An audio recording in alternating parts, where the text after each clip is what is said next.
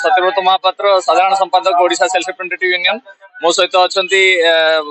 आम संगठन राज्य सभापति साथी महेंद्र कुमार साहू एवं जुग्म साधारण संपादक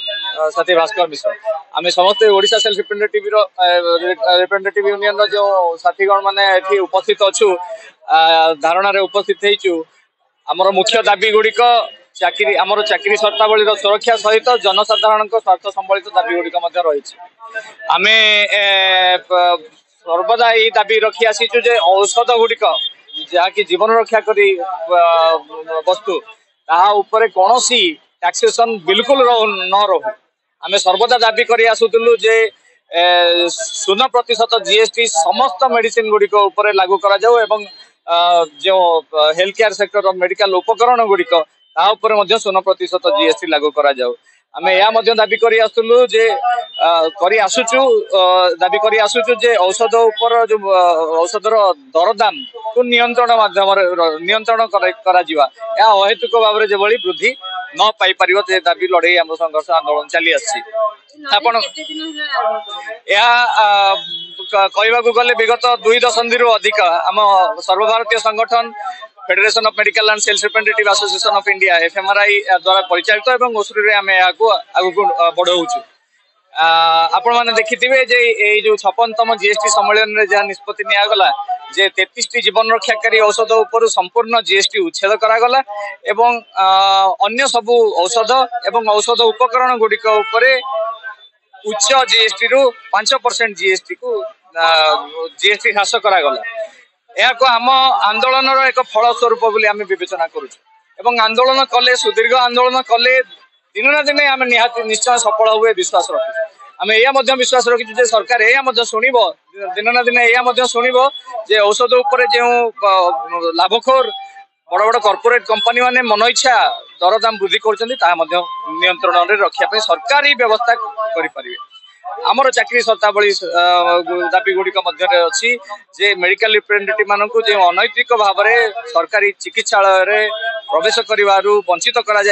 उच्छेद करा कार्य कर अधिकार दि जाऊ सरकारी हॉस्पिटल तथा मेडिकल कॉलेज मानक मेडिकल रिप्रेजेंटेटिव मानक विधिबद्ध कार्य नियम सुस्पष्ट करा जाऊ एवं सेल्स प्रमोशन एम्प्लॉय एक्ट जहाँ मेडिकल रिप्रेजेंटेटिव मानक उद्दिष्ट ताहाको बलवत्तर रखा जाऊ श्रमिक स्वार्थ विरोधी श्रमिक मानकर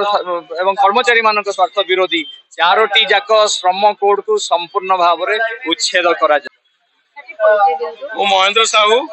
ओडिशा सेल्फ रिप्रेजेंटेटिव यूनियन राज्य सभापति अच्छी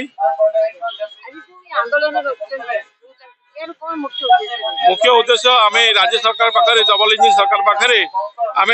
जो प्रथम सरकार गठित जुलाई मसरे लास्ट ईयर गत वर्ष आम दाबी करूँ आम राज्य अधिकार जोटा डेमोक्रेटिक राइट्स अच्छी आम जे हॉस्पिटल काम कर अधिकार हॉस्पिटल काम कर अधिकार जोटा अच्छी ड्रग एंड कस्मेटिक एक्ट आम अधिकार देती अधिकार वंचित कर नवीन पट्टनायक सरकार से आम दाबी गादीच्युत करूँ एवं डबल इंजिन सरकार को दाबी करूँ गत वर्ष जे आम हॉस्पिटल काम कर अधिकार जोटा आम छीनी नहीं राज्य सरकार नवीन पट्टनायक सरकार आम राज्यपाल को आम माध्यम राज्य सरकार को दाबी मत देती एपर्यंत वर्षे तुलन कर सारी किंतु एपर्यंत कौन कह राज्य सरकार भूक्षेप करना आम ये दाबी राज्य सरकार पाखे दाबी करुचु जे आमको हॉस्पिटल वाकरे कर अधिकार जो राज्य अधिकार सामाजिक अधिकार अच्छी आमको छड़े फेरस्त करा जाऊ। द्वितीय जो राज्य सरकार जो 10,000 बोन आमको श्रमिक मान जो बोनस देती गिफ्ट देती कौन 8 घंटा 10 घंटा इमिडिएट प्रत्याहार करूँ कौन गले जो राज्य सरकार यदि न करा जाए ताहले सर्वभारतीय संगठन एफएमआरआई एवं जो 10टा सेंट्रल ट्रेड यूनियन अच्छी तार चरण भूक्षेप करा पड़ो गले बीजेपी सरकार आज आम 20टा डिस्ट्रिक्ट रु 20टा जिल्ला रु आमर बछा बछा संग्राम संगठन आसर 50 आम 300टा 200 रु 250 बर्तमान एक्जाक्ट डाटा आसो आम डाकरा देलु 300 20टा डिस्ट्रिक्ट रु 200 जन आमर दाबी 5,000 जो आम रजिस्टर्ड ट्रेड यूनियन मेंबर जो मैंने अच्छा काम कर 10,000 15,000 मेंबर किंतु रेजिस्टर्ड मेंबर 5000 उर्ध्व काम कर दाबी आम राज्य सरकार पाखे पहुंचू एवं आम दाबी केंद्र सरकार पाखे यही मास 18 तारिख दिल्ली में जंतर मंतर विक्षोभ सहित आम दाबी पत्र दिज्व श्रम मंत्रालय को। आज आम राज्य सरकार पाखे राज्यपाल थ्रो मान्यवर महामहिम राज्यपाल माध्यम राज्य सरकार को देवु आम दाबी जो 4टा सेंट्रल ट्रेड यूनियन जो दाबी अच्छी मुख्य दाबी 4टा लेबर कोड जो अच्छी प्रत्याहार करा एवं सेक्शन 2S एंड 2B जो इम्प्लीमेंट करा एवं सेल्स प्रबंधन जो अधिकार जोटा होची इम्प्लीमेंट जो अधिकार जो सेल्स प्रबंधन एम्प्लॉय आम जो फेरे नहीं जाए 4टा इमिडिएट ये प्रस्ताव करा मुख्यमंत्री राज्यपाल भेटू दिन 12:50 रु गोटे भर समय 1:30 दी आम राज्यपाल भेटू राज्य माननीय राज्यपाल माध्यम आम राज्य सरकार को आम दाबीपत्र दवा आम जदि जाए सेंट्रल ट्रेड यूनियन 10टा ट्रेड यूनियन जो ट्रेड माध्यम साथी बसी आम असरु ओडिशा सेल्स यूनियन तार आगे पंथा निर्धारण कर जन जाऊँ 2023 मसीह मैडम फाइनेंस मिनिस्टर जो पार्लियामेंट बजेट सेशन रे जो पास करते प्रत्येक वर्ष 10% मेडिसिन रेट बढ़ क्या सर्थ ये क्वेश्चन मैडम फाइनेंस मिनिस्टर को आम प्रश्न करने जाऊँ नवेम्बर 19 तारिख दिल्ली रे बृहत्तर मंच एकाठी उद्यम हवा दरकार ये प्रथम सचेतन हवा दरकार एवं आशा करी जे आपण मान लड़ाई जो धारा धारा गोटे गोटे पर्याय लेकिन जाऊँ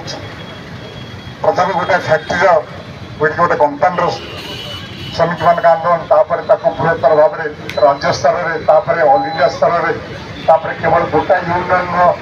गोटाए फेडरेशन 10 सेंट्रल ट्रिब्यूनल कर्मचारी फेडरेशन केवल श्रमिक कर्मचारी केवल नुह